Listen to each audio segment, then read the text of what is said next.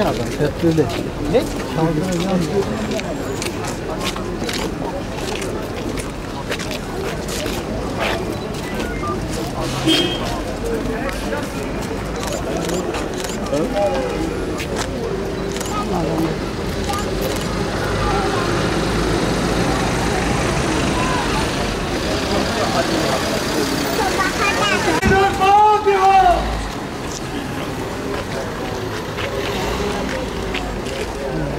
Allah rahmet eylesin, yoluna tövbe olsun.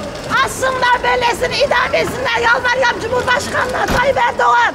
Beni duyuyorsan alsın böylesini, yaşatmayın. Hepsi beslenip çıkmasın. Yalvarıyorum ne olur. Malzemeler mi?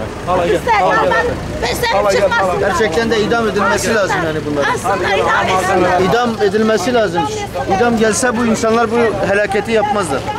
Yani bu sapıkları bu millet Yerlerimiz yanmasın. Başkan neden Malzeme vermeyin, hadi malzeme vermeyin teyze, ne olur malzeme vermeyin.